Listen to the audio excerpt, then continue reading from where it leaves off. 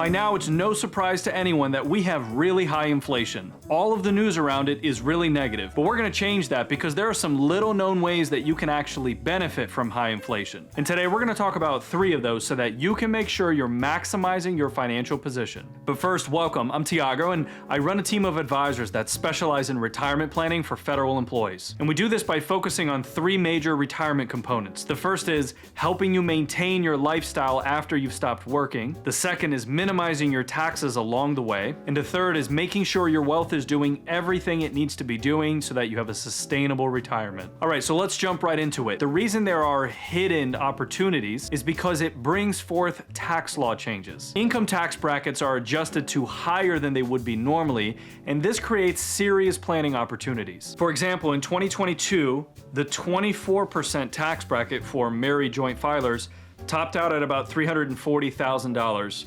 Now it goes up to $364,000.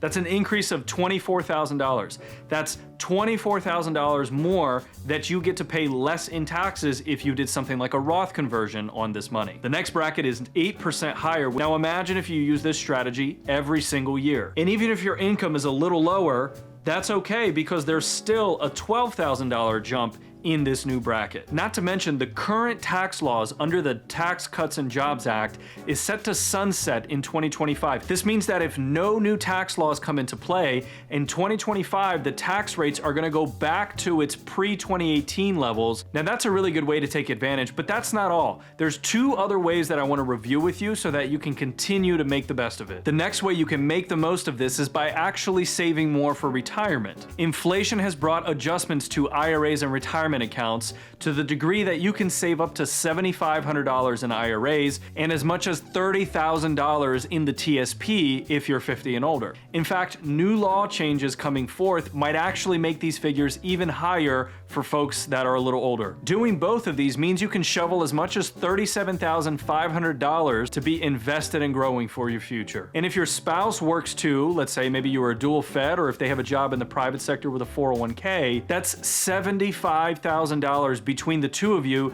that you can be putting away for your future. Think about the impact that that can have on your futures if you do this several years in a row. In addition, most people know that I-bonds were also paying almost double-digit returns last year. And so years of higher inflation allow you to capitalize on higher yielding bonds as well. Now, the other way to look at this is also to take advantage of the new standard deduction rates. It's now nearly over $28,000 for people who file jointly, and over $30,000 for folks who are over 65 years old. So if you've always filed your own taxes and you've itemized because maybe your mortgage was big enough or maybe you had enough deductions, you might want to consider checking to make sure that this is still the case for you. So you can see how easily overlooked these can be. They might not seem like a lot individually, but if you do them every year and you combine these with other strategies that we discuss on this channel, then you can give yourself a much better chance of achieving that future that you want for yourself.